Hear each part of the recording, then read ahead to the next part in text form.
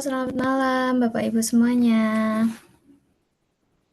Malam, Kak Alicia. Halo Kak, Oke, mungkin yang tidak berhalangan bisa on cam ya.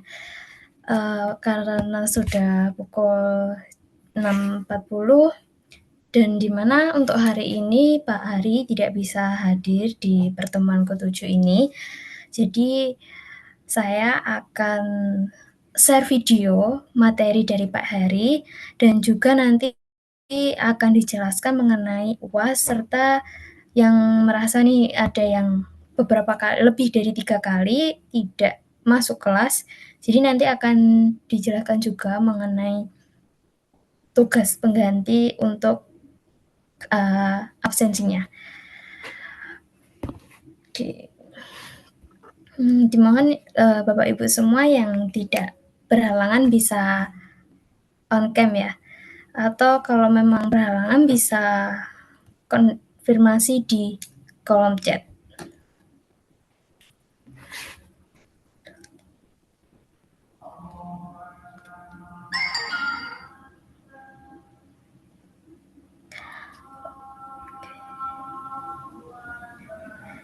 Langsung saja kita mulai ya Bapak Ibu semuanya. Halo, selamat malam rekan-rekan semuanya.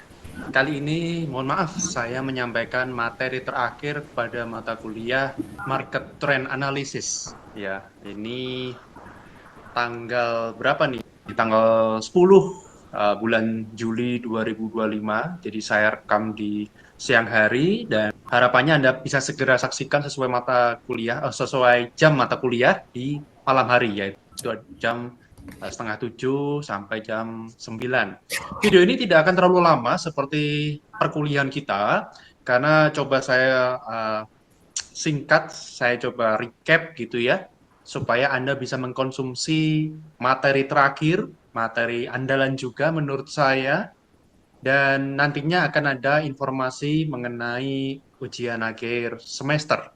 Jadi terus dipantau ya, jangan di skip-skip sampai akhir video. Ini video tidak terlalu panjang ya.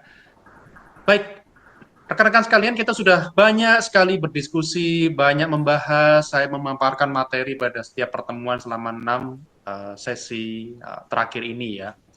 Harapan saya, apa yang kita diskusikan, walaupun sifatnya mungkin sambil bercanda, ya sambil ngobrol, ya sambil cerita-cerita, ya.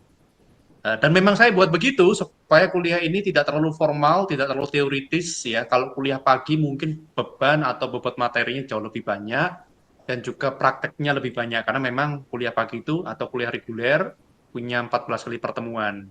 Dan sesuai yang saya utarakan, market trend analysis kita tidak sampai pada fase praktek analisa data karena menurut saya itu hanya efektif jika dilakukan dalam lab ya seperti di kelas reguler. Tapi untuk di kelas eksekutif online ini kita membahas segi strateginya, tekniknya, prinsipnya, dan framework-nya atau cara berpikirnya.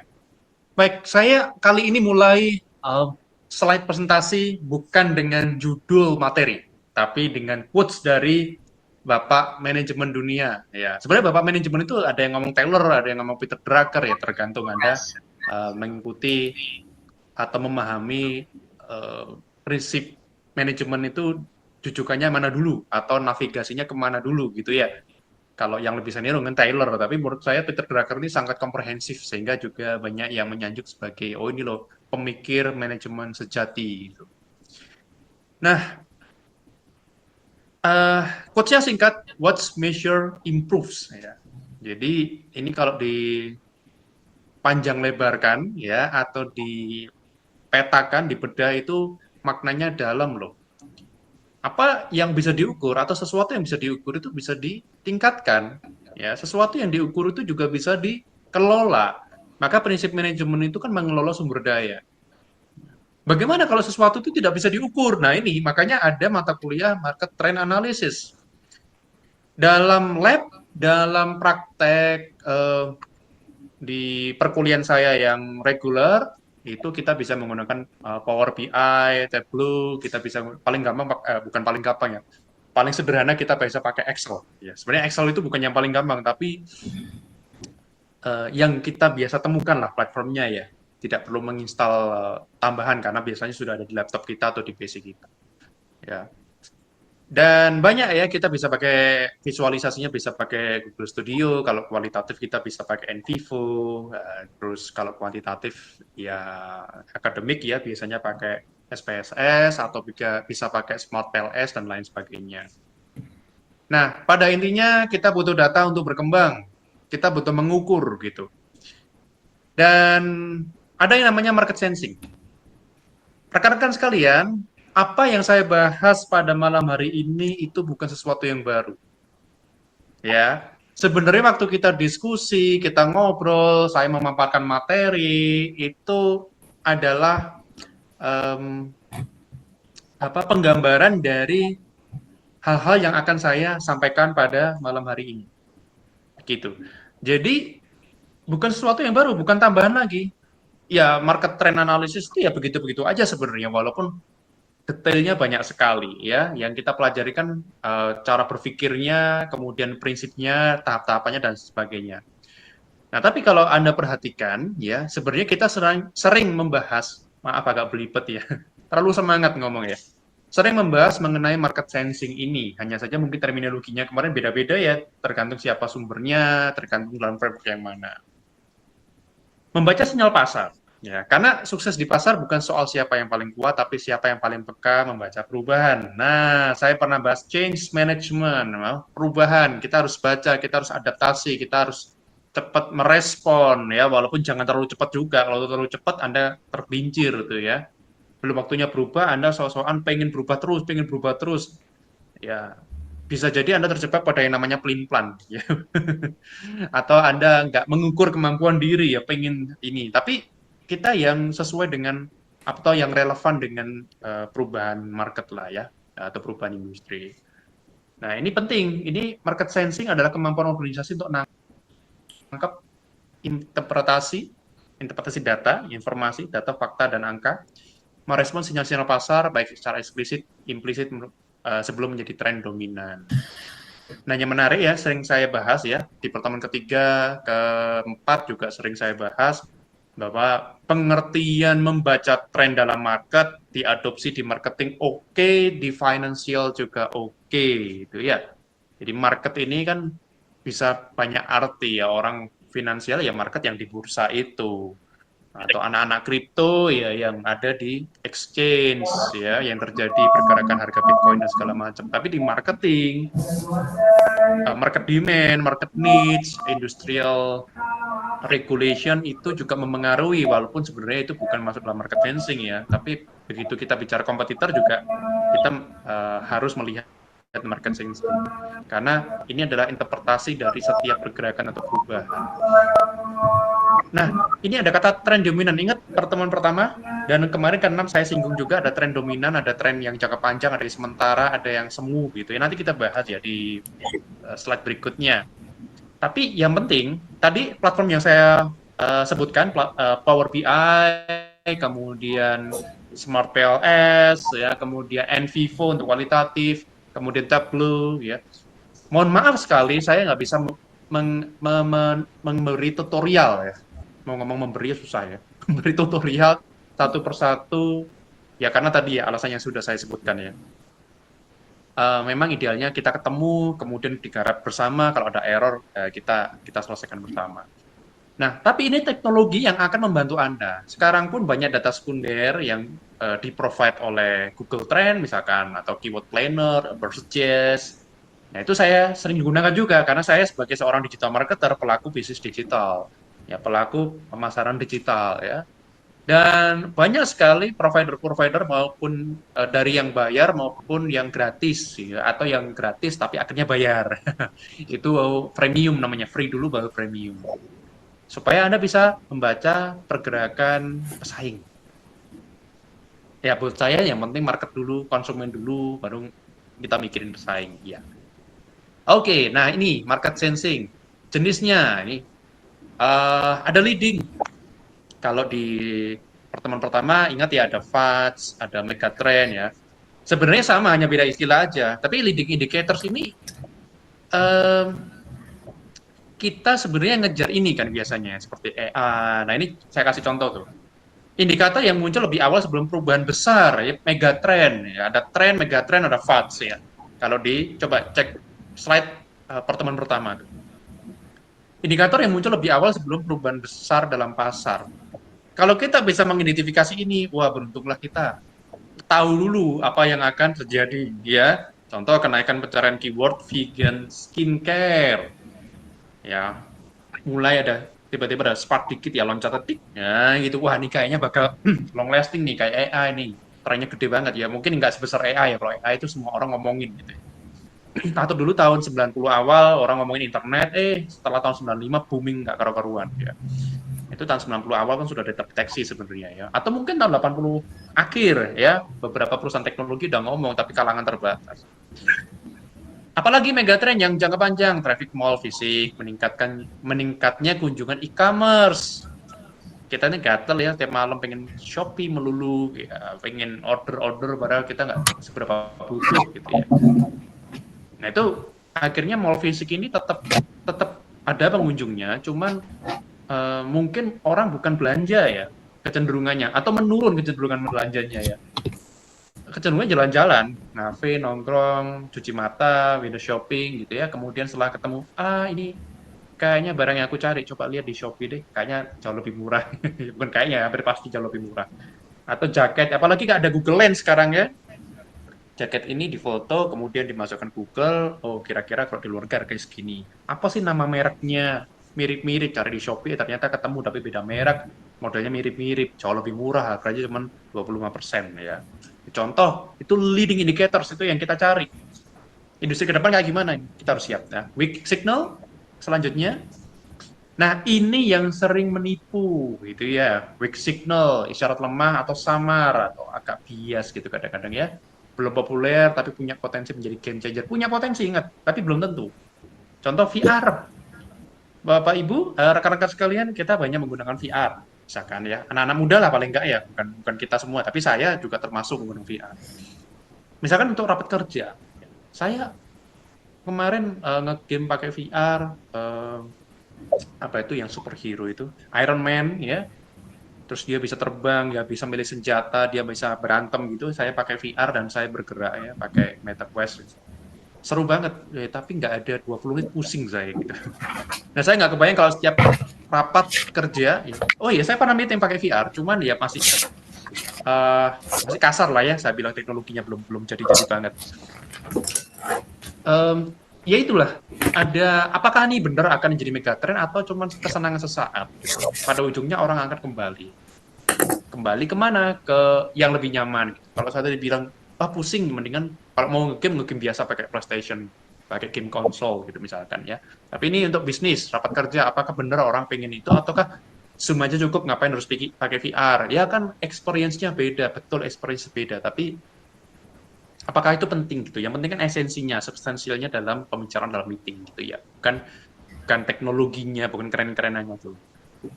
Kemudian forum diskusi Gensi soal quiet quitting. Nah, quiet quitting itu fenomena yang menarik ya belakangan ini ya. Sebenarnya dari akhir tahun lalu udah rame. Atau bahkan sebelumnya udah mulai muncul gitu ya. Ini tren yang udahlah kerjanya apa ya, kalau bahasa saya dalam kantor kita udah gini aja. Kalau kamu kerja jadi karyawan, udah gini aja. Jangan kerja yang pengen menunjukkan prestasi, toh nggak ada bayarannya juga, atau bonusnya nggak signifikan. Atau juga nanti yang jadi manajer bakal yang lebih senior, atau orang dalam, atau anak emasnya si bapak ini, begitu ya. Jadi, udah kayak gini aja, nggak usah ngejar, nggak usah hebat-hebat. Kalau nggak betah, keluar. Kalau nggak betah, udah resign aja, masih banyak yang lain, atau kita bisa bikin bisnis digital, atau kita bisa bikin apa namanya, bisa jadi freelancer, misalkan quiet quitting. Nah ini tren, ya sebenarnya mental ini kan dari lama ada ya, dari dulu ada mental untuk udahlah nggak usah perform gitu. Tapi sekarang muncul teknologi ini dan mengajak orang lain untuk seperti ini aja lah, nggak usah yang aneh-aneh, nggak usah kelihatan hebat. Nah, diskusi ini nanti hilang, terus ganti terminologi baru, gitu kan? Atau nanti trennya malah kerja harus perform, atau dulu trennya kerja harus sesuai passion, ya. Tapi sekarang orang udah mulai ngerti bahwa ya kalau kerja sesuai passion terus, kalau nggak dapat yang sesuai passion, maka kamu nggak kerja, nggak dapat duit dong, nah repot. Ya, ada weak signal, ada leading indicator. Next. Kok nggak bisa di next? Nah, ini tadi yang saya udah spill di depan ya, alat baca signalnya. Kalau yang web base ada ini Brainwatch, saya pernah lagi sering pakai ya. Talkwalker, Google Trends yang paling basic karena ini free ya. Anda bisa pakai Talkwalker, Anda bisa pakai Brain24, Anda bisa pakai Hotsuite, Anda bisa pakai ya banyak lah ya, nanti ada lihat social listening tools atau social monitoring tools di Google itu ya, beberapa saya pakai sampai sekarang. Etnografi Anda bisa mengamati secara manual. Ya kalau di Amerika itu forum-forum di Reddit gitu ya, Indonesia Kaskus, atau komentar-komentar di TikTok, Instagram, Facebook, grup masih ramai di Indonesia ya. YouTube itu ya sering saya pakai etnografi, pengamatan etnografi via internet, pengamatan percakapan untuk mendeteksi perubahan ya. Kemudian keyword trend monitoring dari Google Keyword Planner, Bersuggest yang tadi saya sebut, ini Bersuggest punyanya Neil Patel, dan lain-lainnya ya, ada Ahrefs dan ya Ahrefs dan beberapa tools premium yang lumayan pricey, lumayan mahal itu. Semakin mahal ya semakin detail datanya. Tapi kadang-kadang platform itu nggak semua gini ya. Kadang fiturnya banyak, cuman ini nggak pakai, ini buat apa? Gitu. Yang saya butuhkan itu lebih ke arah eh, ini lagi rame orang ngomongin apa di sosmed itu sebenarnya ya. Bukan hashtag apa yang dipakai, itu saya nggak terlalu butuh sih. Nah, saya lebih ke kalau milih tools lebih ke arah yang situ. Kemudian behavioral analytics, ada heat map. Heat map ini kayak kalau orang pakai orang visit web atau kunjungi website, itu dia lama di area mana gitu.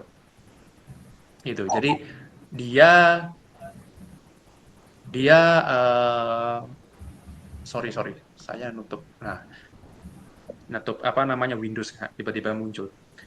Dia lama di area mana. Jadi misalkan di area kanan atas itu ada satu space, dia mantengin itu terus ya, atau dia sering klik di situ gitu. Kalau Anda ngomong mantengin itu terus, berarti Anda harus punya hardware ya untuk mendeteksi pergerakan bola mata. Itu agak ribet dan agak mahal alatnya dan agak langka ya. Walaupun itu bisa dilakukan ya kalau Anda mau deteksi mana yang paling dilihat orang di Indomaret, itu bisa pakai tools namanya eye tracker ya untuk deteksi mana yang dia paling sering lihat. Kita provide 100 sampel ya, 100 orang masuk ke Indomaret, di Indomaret yang sama ternyata dia lebih melihat kiri bawah. Kenapa? Mungkin ada yang sesuatu yang lebih menarik, ada penawaran atau produk yang disukai banyak orang, dia akan lebih menatap ke situ dulu ya. Kalau di web ya dia lebih atau orang-orang lebih sering klik yang mana. Semakin banyak datanya, semakin akurat kan, mana yang diklik, ya, mana yang di-scroll gitu ya, mana yang dipilih gitu. Jadi kalau ada 1.000 pengunjung website per hari, maka sebulan udah banyak sekali, nah itu semakin akurat. Funnel tracking, habis lihat sosmed, apakah klik, kemudian masuk ke landing page masuk ke website, atau langsung masuk ke Shopee, landing page ke YouTube, YouTube kemana, ke sosmed lagi, atau ke WA. Itu funnel, alur orang dalam mengikuti ini ya, arah yaitu ujungnya kemana sih sebelum ke WA atau sebelum transaksi, atau nggak usah ke WA, langsung aja ke Shopee misalkan kalau pakai Shopee, atau TikTok langsung ke TikTok Shop. Kemudian retention curve ya, ini alur repetisinya gimana ya, jadi dia kapan kembali, kapan membeli lagi, kapan meningkatkan pembelian, meningkatkan volume transaksi dan sebagainya. Itu alat atau teknik membaca signal ya, market signal. Oke, nah tahapannya sebentar loh, kok balik lagi. Nah, tahapannya ini ya secara singkat, detailnya banyak sih kalau Anda sudah pakai tools, tapi daripada pusing ya belum pakai tools, atau Anda di sini ada beberapa yang sudah menggunakan tools data analytics ya, Anda pasti sudah sangat mengerti dan memahami ini ya. Pasti ada cleaning, ada organizing, bersihkan dulu, ada data yang kedouble, ada typo yang nggak terbaca sistem, ya. Nah, ini dulu diklasifikasikan, ya. Data-data noise, noise itu data-data yang nggak ini ya, yang nggak nyambung gitu ya, atau nggak penting, atau ngasal. Kadang-kadang kan orang kita survei atau kita ngelihat konsumen atau kita pelanggan itu ngomongnya ngasal juga seringkali ya, nggak relevan, itu harus dibuang karena biar nggak terlalu banyak yang anomali, outliernya nggak terlalu banyak. Kemudian kasih klasterisasi, nah, langkah berikutnya di coding atau di klasifikasi temanya. Nah, tema-tema utama apa? Ada yang komplain, ada yang kebutuhan baru, kemudian ada yang ngomong masalah hambatan ini, ya. Jadi misalkan customer komplain ya, komplainnya apa lagi gitu ya. Ada tema-temanya kan, komplain tuh tadi di organizing ya, tapi ke bawahnya komplainnya soal apa? Soal produk, soal pelayanan, soal lokasinya, soal nggak dapat parkir, soal apa lagi? Soal garansi. Kemudian dikategorikan berdasarkan segmenting, targeting, positioning STP ya. Ini frameworknya marketing ya, mensegmentasikan, targeting, positioning. Apakah betul, misalkan positioning produk kita dikenal sebagai brand yang paling helpful atau premium ya, tapi tetap affordable. Atau juga jobs to be done, apa yang perlu diselesaikan. Itu ya kategori-kategori seperti itu. Kemudian ini langkah berikutnya, insight extraction-nya apa, insight extraction. Nah, lipat lagi kan, insight extraction. Jadi diambil insight-nya, wawasannya, diekstrak itu. Nah, ini mulai kita menginterpretasikan ya, mulai kita melihat. Kak Fadil Ilham, mohon untuk di mute dong Kak.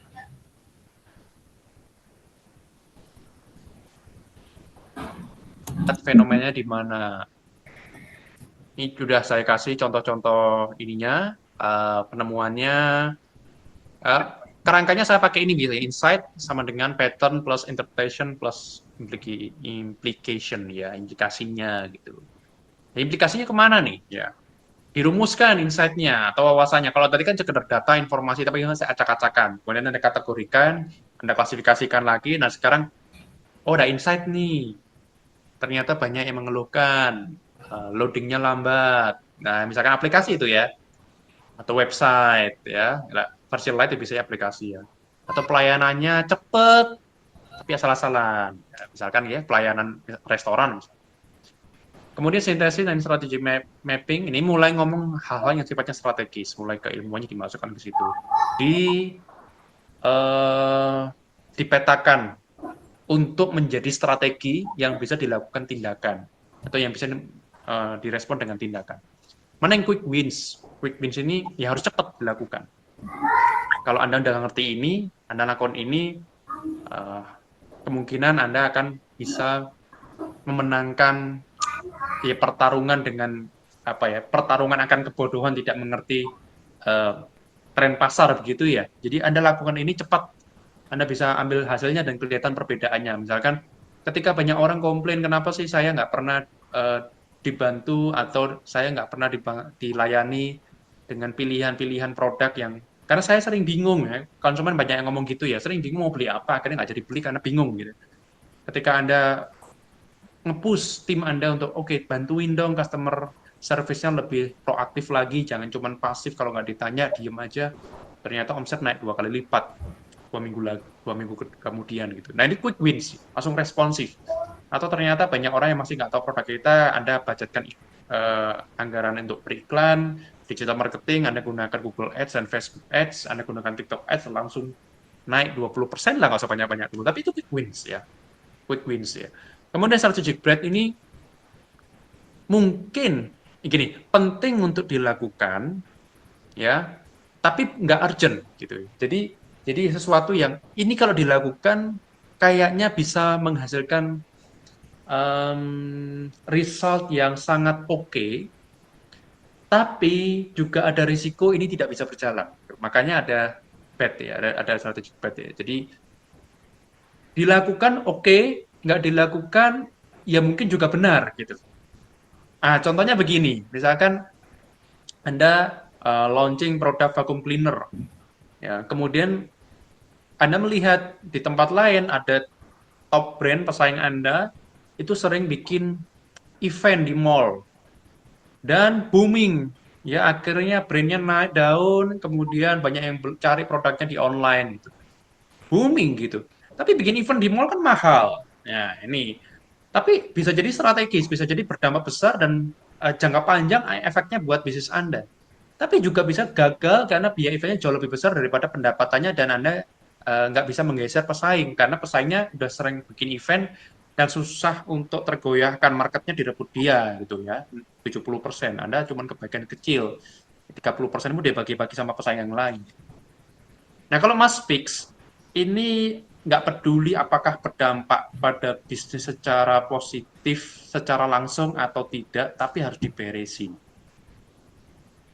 Ya, gitu. Jadi, misalkan Anda bikin produk, kemudian Anda tahu ada tren tertentu, ya, kemudian orang lihat, oh, saya mau beli produk kalau ada garansi, kemudian garansi Anda diklaim sering masalah, gitu. Ya, kalau garansi dilihat, wah bisa jadi kita karena terlalu baik ya memberikan garansi dan garansi kita bisa 2 tahun, yang lainnya cuma 1 tahun, tapi kita sudah terlalu promo 2 tahun ya, terlalu terlalu sering promosi atau terlanjur sering, sorry, terlanjur sering promosi bahwa ini loh orang datang itu karena ada garansi 2 tahun. Ternyata bermasalah di sistemnya sehingga orang komplain tidak bisa ngeklaim garansi. Ya ini harus dibereskan walaupun terlihat bahwa ini bisa merugikan bisnis, tapi kan ini harus dibereskan. Kemudian di bagian produksi orangnya kurang berkualitas di situ ya, kurang mumpuni ya untuk melakukan produksi. Ini orang-orang di bidang finance Anda paksakan karena Anda ngirit gitu ya. Ya mau nggak mau harus rekrut orang produksi gitu. Karena merespon tren yang sedang terdeteksi. Ya, jadi harus dibereskan. Rugi-rugi dulu ya nggak apa-apa, tapi harus beres ini. Kalau Anda serius berbisnis ya, bikin perusahaan. Nah, ini Anda bisa gunakan untuk menyambungkan atau mengintegrasikan antara insight dan strategi dengan SWOT atau TOS ya, ini balik aja sebenarnya, opportunity maps, answer matrix dan lain sebagainya. Di mapping ya. Kalau untuk visualisasi ini tahap ini ya untuk menunjukkan ya tahap terakhir ini ya untuk presentasikan Anda ya, silakan pakai Google Studio. Sekarang banyak ya mind map yang bagus-bagus ya, ada yang gratis juga di Windows, ada di HP pun ada banyak ya, tapi kan susah bikinnya kalau pakai HP. Ini juga skill tersendiri karena harus bisa menceritakan apa sih makna yang dibalik apa tuh namanya data ya, temuan gitu ya, solusinya apa, actionnya apa gitu. Tapi market trend analysis itu terbatas pada visualisasi ya, sebatas pada visualisasi data dan temuan. Yang kita nggak ngomongin masalah strategi karena itu landscape-nya berbeda nanti ya, itu di development, kemudian bisa di strategic planning gitu ya. Tapi kalau trend analysis batas pada penyajian data. Begitu. Nah, ini ada beberapa contoh bagaimana perusahaan-perusahaan memanfaatkan ya, kemampuan mereka untuk trend analysis dan berubah menjadi satu yang strategis ya. Misalkan Netflix, ya ini jelas terkenal sekali mendeteksi pergeseran perilaku konsumen dari DVD ke streaming. Nah, dan dia jadi winner walaupun sekarang juga ada masalah penurunan omset kan gitu ya, penurunan profitability juga. Unilever ya, perencanaan strategis atau strategic plan-nya ini jangka panjang sekali, mereka itu 5 tahun, 10 tahun, 15 tahun, mau ngapain, lini produknya mau apa, kemudian green product dia udah bikin gitu ya, jadi trennya memang ramah lingkungan. Walaupun juga sama dengan Netflix, sedang menghadapi masalah nilai sahamnya, terutama yang di Indonesia itu turun, belum kembali-kembali. Ya, tapi itu another story ya kalau ngomong soal saham ya. Kemudian pengembang produk Samsung, wah sini nggak usah diragukan lagi ya, inovasinya kayak Galaxy Fold, Z Flip itu ya. Ini mengkritik pesaingnya Apple, iPhone yang katanya kamu inovasinya gitu-gitu aja mau kemana lagi ya, desainnya juga gitu-gitu doang. Ya, tapi kan keamanan kualitinya, mesinnya kita high quality ya, tapi inovasimu nggak dirasakan untuk sebagian orang karena udah paling kamu oke, kamu jago tapi mentoknya segitu. Nah, gini ya, anggapannya pesaing begitu ya. Kritikannya Samsung ini bukan saya loh ya, di Samsung. dari komentar-komentarnya kadang-kadang saling sindir gitu ya, dari promosinya dia kan Samsung nyerangnya begitu. Ini katanya Samsung bukan kata saya. Ya kalau saya mengakui bahwa inovasinya Apple luar biasa. Cuman Samsung menyerangnya dengan emang modelmu nggak bisa diapa-apain gitu ya. Kalau di macam-macamin emang benar konsumenmu akan protes atau malah senang. Nah ini coba kamu cek gitu. Nah ini menarik ya. Kemudian BYD, nah ini juga pernah saya bahas, sudah pernah kita diskusikan juga dari segi etnografi ya. Oh iya, saya mau sampaikan dulu UASnya. Rekan-rekan UASnya gampang kok ya. Gampang, bener ya. Kalau Anda mengikuti selama ini kita diskusi, dari semua yang pernah kita dalami, kita pelajari, kita diskusikan, rekan-rekan harap menyajikan satu perencanaan dalam slide. Bisa pakai PPT, bisa pakai Canva, tapi download terus di email ke saya ya. Dalam slide ya, dalam slide. Jadi rencana atau apa yang harus Anda lakukan, apa yang Anda harus lakukan ya untuk membaca tren di tempat Anda bekerja atau di tempat Anda berbisnis. Kalau kemarin kan memang kita sudah diskusi tentang tempat kerja Anda, bisnis Anda. Tapi kan kemarin Kak, saya lebih tanya, ada tren apa Pak? Ada tren apa Bu? Sekarang konsumen maunya kayak gimana? Di produk A, produk B, produk C. Ya kemarin kita ngomong kopi, kemudian ada cat, ada ikan koki, ya kan gitu ya. Trennya kayak gimana market? Nah sekarang rencananya, kalau Anda diminta untuk meriset market trend, apa aja sih yang perlu Anda lakukan? Tahapannya bagaimana? Nah, saya nggak usah jelaskan ada formatnya apa atau contohnya apa, enggak. Kan sudah kita bahas, ya. Jadi Anda menginterpretasikan berdasarkan pemahaman Anda sendiri. Setiap mahasiswa bisa beda-beda loh nanti formatnya, step-nya bisa beda-beda.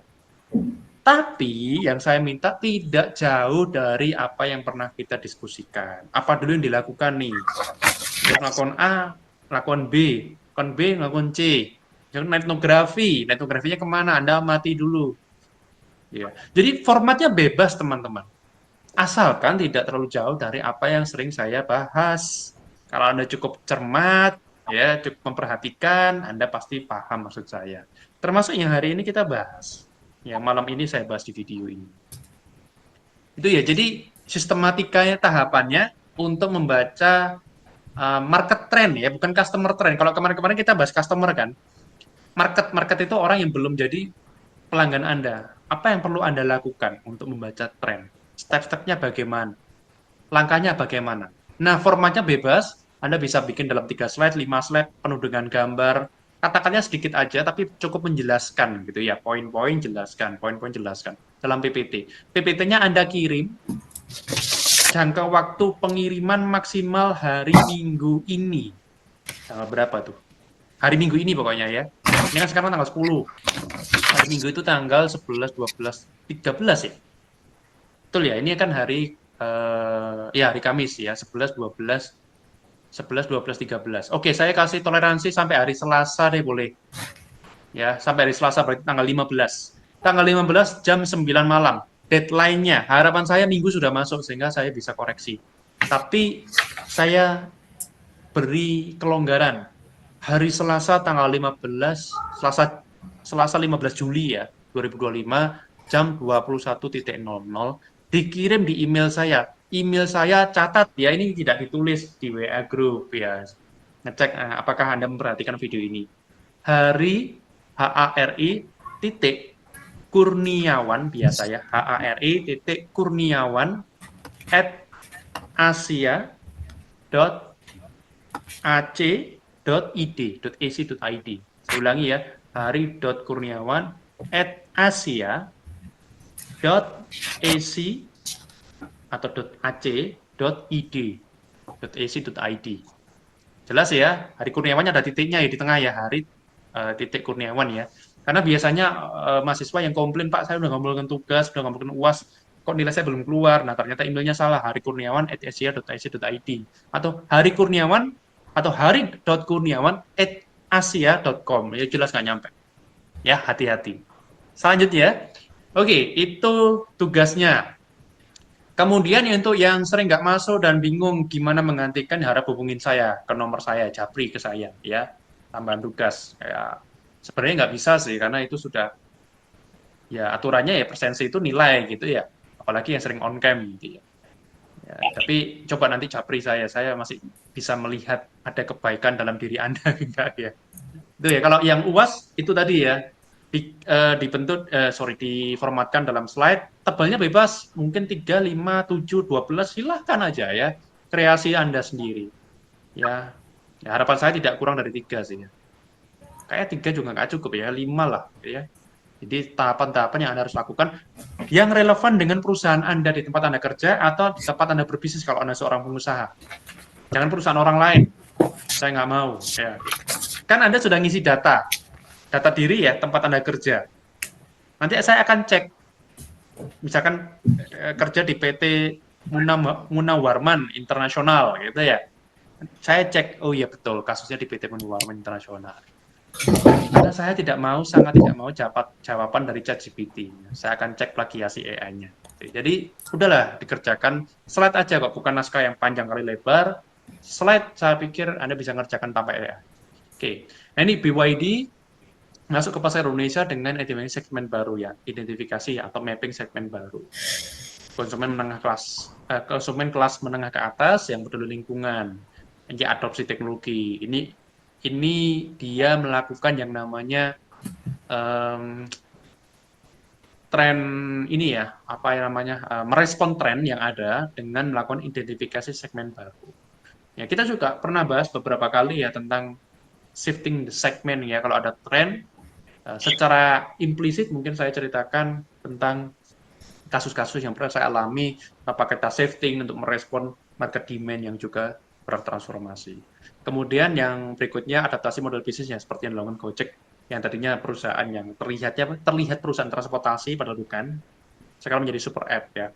Go-nya macam-macam kan, GoSend ya, Gojek, GoFood dan lain segala macam ya. Jadi ini tindakan-tindakan atau slide ini adalah tindakan-tindakan yang dilakukan oleh perusahaan-perusahaan yang cukup terkenal ya, atau bahkan sangat terkenal untuk respon terhadap tindak lanjut kegiatan dari market trend analysis atau merespon dari perubahan tren. Beberapa perubahan, beberapa strategi sangat signifikan atau sangat beloknya cukup tajam gitu ya, yang tadi Anda saksikan, atau kadang belok sedikit atau menambahkan fitur atau menambah kemampuan perusahaan. Ingat, perusahaan itu perlu menambah kemampuan dalam merespon pasar dan mengenjot performance atau produktivitas juga dalam memberikan produk dan layanan yang terbaik. Sekian dari saya, mohon maaf saya tidak bisa hadir secara langsung karena kondisi ya yang tidak bisa, ya tidak bisa dipecah gitu ya, saya jadi dua gitu ya, karena ada satu kondisi yang kurang nyaman buat saya, ya saya nggak perlu cerita ya.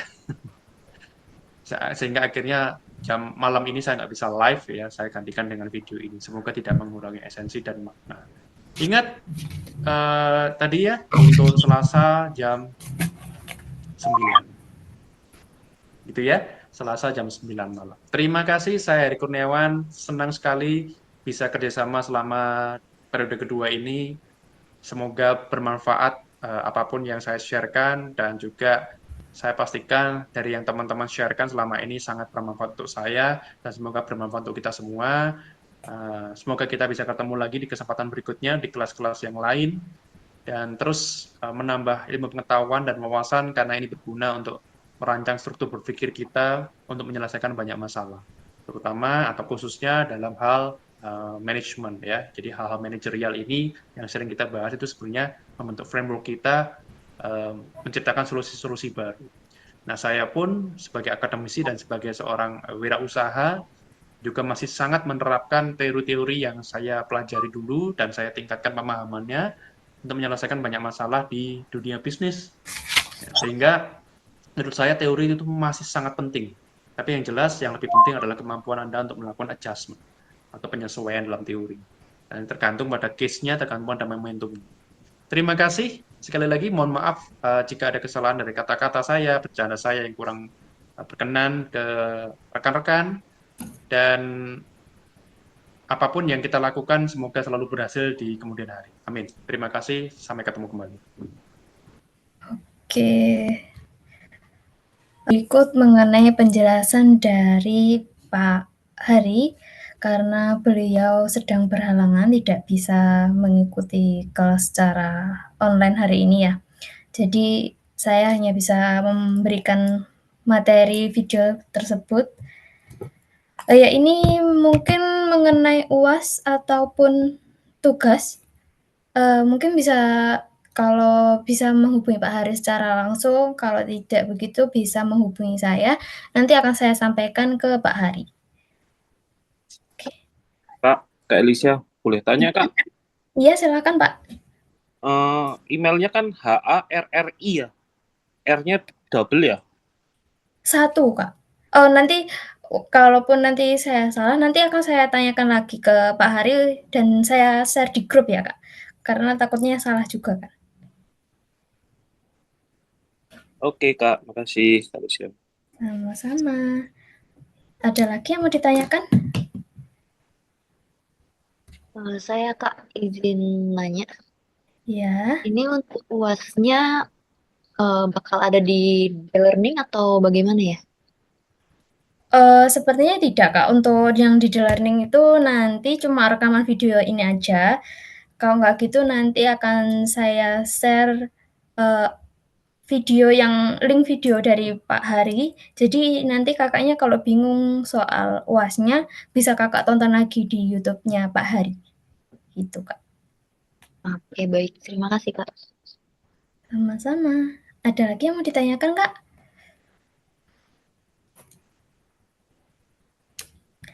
Silakan.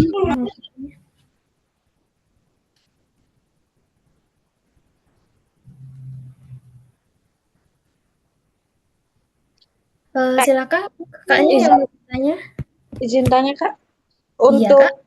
untuk absen pastinya, biar kadang kan kita lupa nih, kita masuk berapa kali atau pernah izin berapa kali, itu gimana biar kita tahu ya? Atau mau saya absensikan, mungkin biasanya nanti akan saya list, jadi nama-nama yang jarang masuk atau perlu mengumpulkan, pengganti absensinya nanti akan saya share di grup, Kak, gitu. Oh ya, baik. Terima kasih, Kak. Sama-sama, Kak. Masa di info juga ya tugasnya? Atau lihat di video barusan? Lihat di video barusan, Kak. Nanti link videonya akan saya share di The Learning juga, Kak. Oke, baik. Terima kasih, Kak. Ada lagi yang mau ditanyakan, Kak?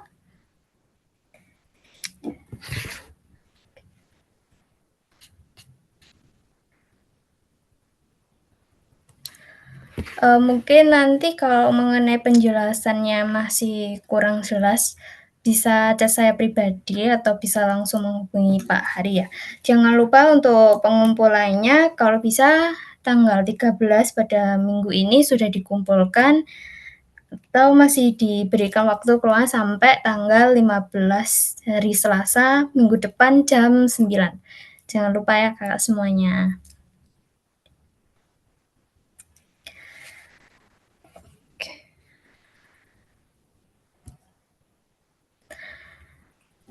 Karena materinya sudah saya share, mungkin perkuliahan pada malam hari ini akan saya akhiri di hari ini. Terima kasih banyak untuk kakak-kakak semuanya, bapak ibu semuanya sudah hadir di periode kedua materi mata kuliah analisa laporan keuangan. Semoga masih bertemu lagi ya di periode-periode selanjutnya dan di mata kuliah yang berbeda. Terima kasih banyak Bapak Ibu semuanya sudah hadir, sudah semangat, selamat mengerjakan UAS-nya. Jangan lupa untuk dikirimkan ke email. Oh ya, ingatkan lagi ya Kak, nanti takutnya saya lupa share mengenai emailnya Pak Hari. Gitu. Oke. Oke Kak Elisha, terima kasih banyak. Sama-sama Kak. Terima kasih banyak Bapak Ibu semuanya. Saya akhiri perkuliahan pada malam hari ini. Selamat malam, selamat beristirahat. Thank you Kak. Makasih, Kak. Makasih, Kak Alicia. Kak, maaf. Ya, Berarti untuk yang absensinya misal bagus, nggak perlu ngerjain tugas ya? iya Kak, nanti kalau misalnya Kakaknya nih udah hadir terus nih selama 7 pertemuan gitu.